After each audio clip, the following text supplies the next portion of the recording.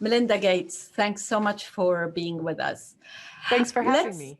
let's start with the pandemic and with vaccine nationalism, something that I know is of great concern to you. You've spoken up about. Your foundation had done some research. You modeled vaccine scenarios to see the impact, whether if there was nationalism and if there was vaccine fair distribution. And you had found very clearly that the deaths were doubled in the case of rich countries hoarding vaccines. That is what is happening today, isn't it? It is. You're seeing wealthy nations vaccinate their populations, and it's incredibly unfortunate. Do you accept that to a certain extent, it is quite difficult for governments who know that they need to be re-elected or elected, that there is a lot of political pressure on them to vaccinate their own population first? How do you strike that balance between convincing them that actually what's happening in India today, for example, will affect them down the road? Well, I think, if you're a leader of a country, absolutely, you want to vaccinate your population. And so while I say it's disappointing to see that the wealthy countries are vaccinating, it's great for their nation, but I think you should vaccinate up to a point, and you hit a certain age population where you say, okay, we're going to pause and make sure that we then put both money and extra supply on the global market. There's a mechanism called COVAX. It needs $2 billion more funding, and it needs vaccine supply.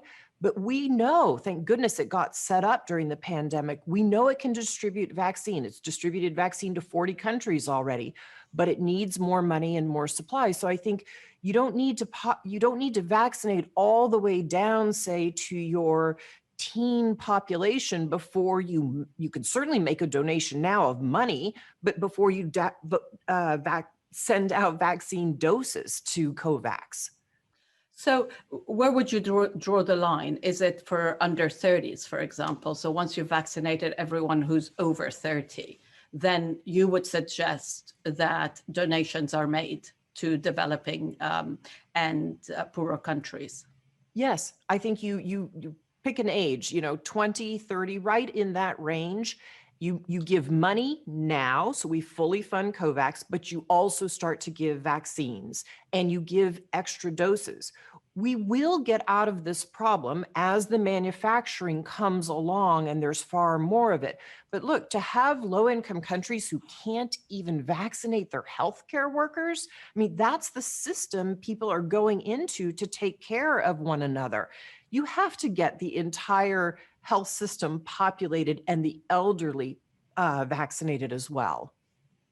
So this, to a certain extent, is what a lot of leaders have talked about, but are not actually doing. So there have been proposals, for example, that 5% or 6% of a vaccine, of your own vaccine supply should be donated. What can you do, and what do you think can be done in order to convince governments to do this now? Well, you can both use the moral argument. We don't want to see more people die. We're seeing it on the news every morning when you turn on the news. We're seeing what's happening around the world. Governments are starting to realize, oh my gosh, if we don't get the global population vaccinated, we're going to have more variants, and they're going to spring up in different places in the world and bounce back into our own countries. So that is an argument that absolutely leaders are listening to. And they want to get not just their own economy reopened, they want to get the world's economy reopened. If you want to get tourism going again, you want to get manufacturing going again, it benefits all of us to have the global economy reopened. So those are arguments that are being made, and governments are beginning to listen. Who do you think is listening?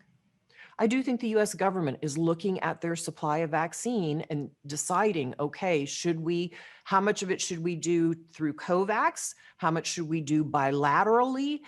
So I think you're going to start to see some movement there. So let's talk about patents and IP. I know that the foundation defends patents to drive innovation. Some activists argue that they really should be overturned.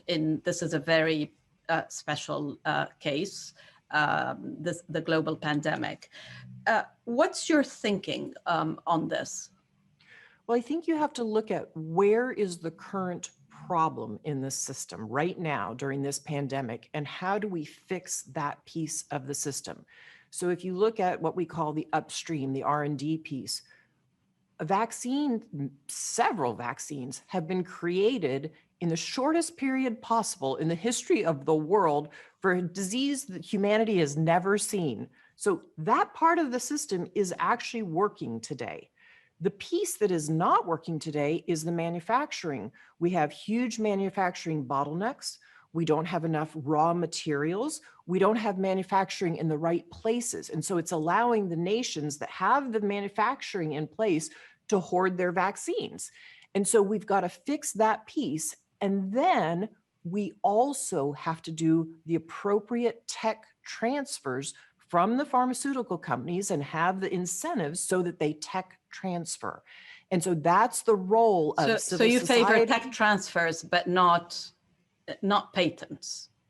Not changing the patent system as it exists right now in the middle of a pandemic. That system is benefiting the world at the moment. But it doesn't have to set a precedent necessarily, does it? Given that this is such a special case.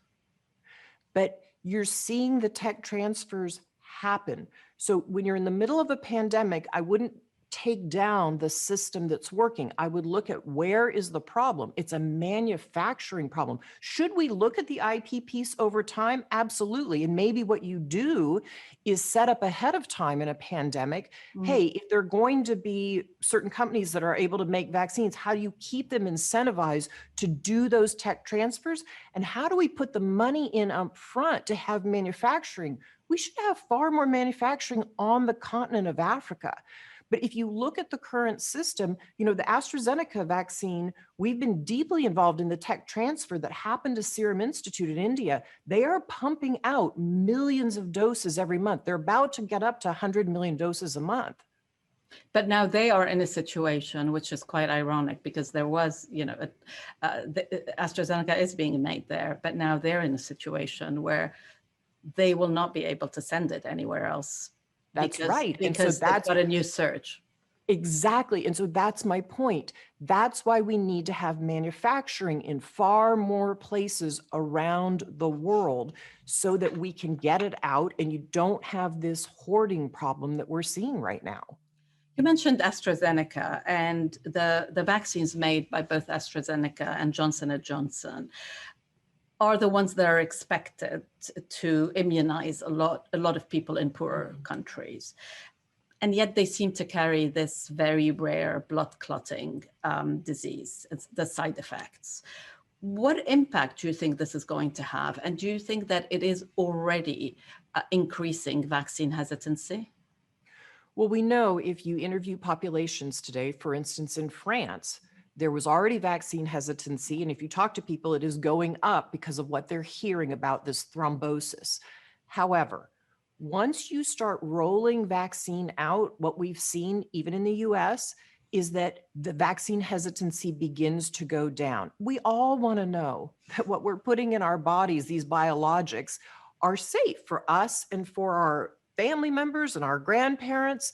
And so it will go down over time. 4 out of 5 people on the continent of Africa still say they want the AstraZeneca or the J&J vaccine. It's interesting that in the UK, it hasn't really increased vaccine hesitancy. People are taking it every single day, and everyone's desperate for it. That's right. And I think you have to look at what are the number of cases. Sure, it's tragic for those who do have these cases of thrombosis, but you also have to look at what are your chances of getting COVID and ending up on a ventilator or dying. And so if you weigh that cost benefit analysis, certainly I would take the J&J vaccine, even though I'm a female in the age category that has that risk. Yeah, I'm with you on that. But how do you rate the overall performance of the pharma industry in this pandemic? I, I wonder whether companies could have acted um, not necessarily faster, but with greater transparency. There have been a lot of calls, for example, for contracts to be published and to be made public. There was a dispute between the UK and the EU when it comes to AstraZeneca, and in fact, the EU is now suing AstraZeneca. Do you think that there could have been more transparency, and there should have been more transparency? There certainly could have been more transparency. I don't think you can rate the entire industry overall. I think you have some good actors in this pandemic and some not good actors. And I think we'll see as this rolls forward, who is making enormous profits off of vaccine versus who did do the right thing and do tech transfers. So, I think there's a reckoning to be had here, but I don't think that during the middle of a pandemic, I should be criticizing the pharmaceutical industry writ large. You've written a lot about the impact of COVID-19 on women and girls, and you've been making the case that to recover fully from the pandemic, leaders have to respond to the ways that it's affecting men and women differently. What should be done? And do you see any good examples of what is being done, any models that other governments could look at? Yes, so I'm really glad you brought this up. I mean, Oxfam published a report just yesterday that says women have lost $800 billion of income. And so why is that? There are multi-reasons. Women often hold the informal jobs or the low income jobs in many countries, but the predominant reason is caregiving. And so finally, we're seeing what's always been there all along. Women on average do 30 hours of caregiving a week. That is like another full-time job. And so I'm seeing countries that had already good paid family medical leave policies, they're recovering more quickly. So what should be done? I think we should look at this caregiving as infrastructure. We should say, we can't just rely on women to do it. If women are going to work, they have to have some solutions for caregiving. It's both caregiving for the elderly and for children. So robust paid family medical leave policies, looking at women's jobs and investing in women's jobs, and looking at data. We've got to collect data so we understand women's lives and where to make investments on their behalves.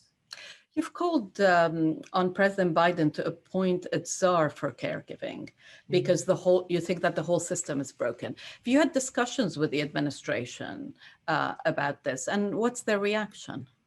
So I've had many discussions with the administration on these topics, both before when it was President-elect Biden and since then, and even just last week. Look, the point is to look at caregiving as infrastructure. And if you look at the plan put forward by the president just yesterday, he sees caregiving as infrastructure, as key infrastructure to bring the US economy back. So they are doing a lot, and they're really thinking hard, and Congress is now thinking hard about how do we implement that and how do we pay for it? But it is important.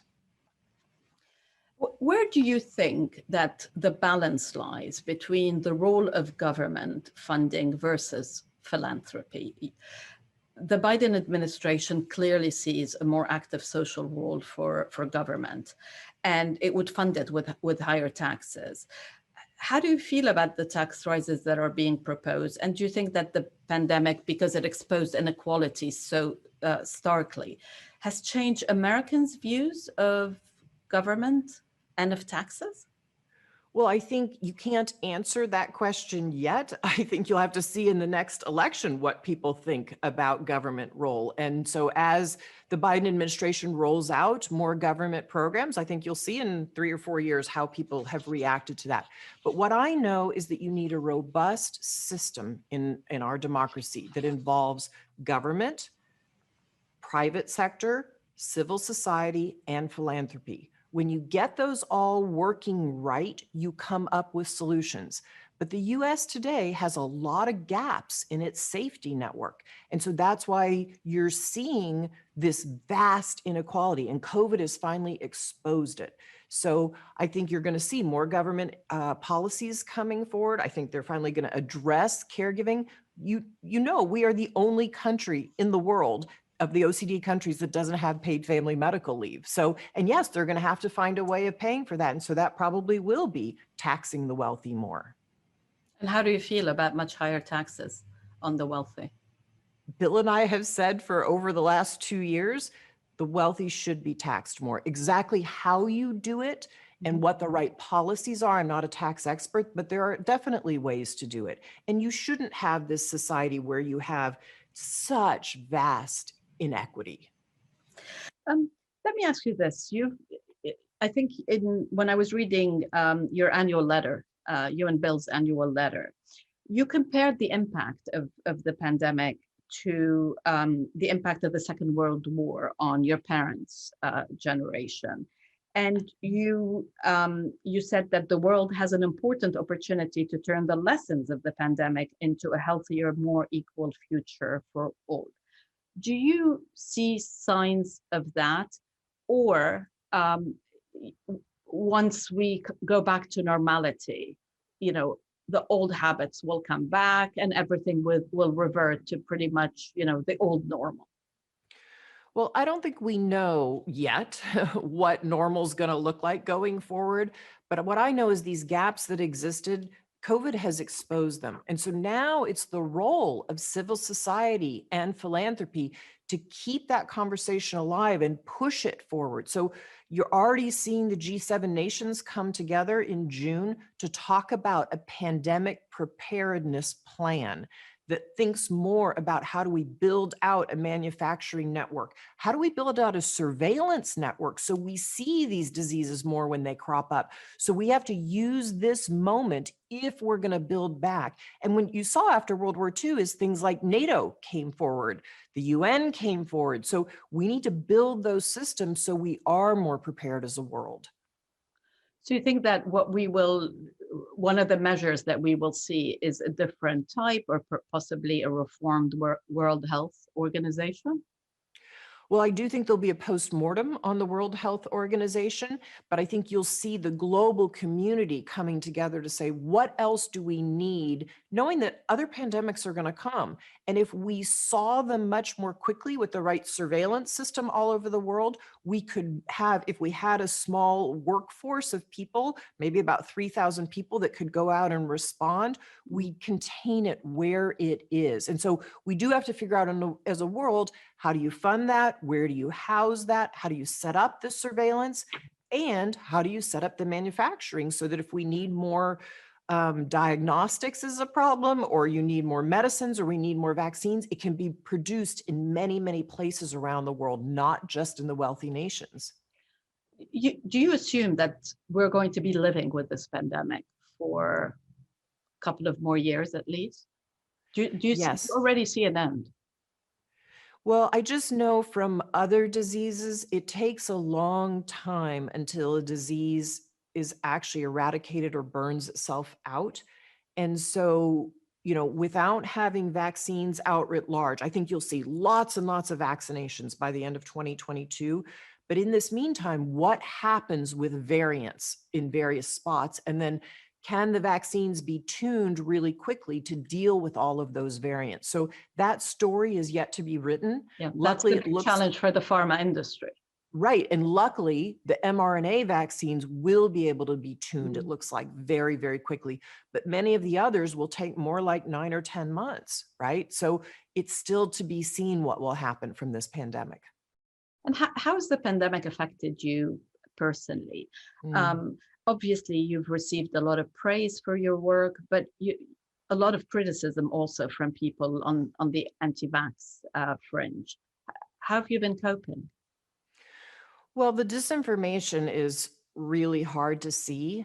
And for me personally, it has much more to do with, I think, of the women I've met in places all over the continent of Africa, or in places in India. And I think, how are they coping? And it's unfortunate to see the disinformation spread because I know it means that they may be less likely to get their families vaccinated. So that's been hard to see.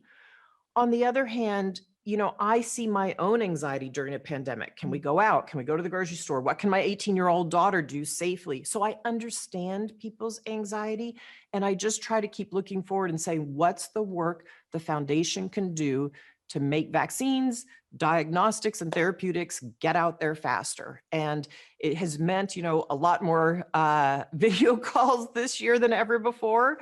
But I feel incredibly, we're fortunate as a family for the privilege we have and for having a nice garden I can walk in every day. Melinda Gates, thank you for giving us your time.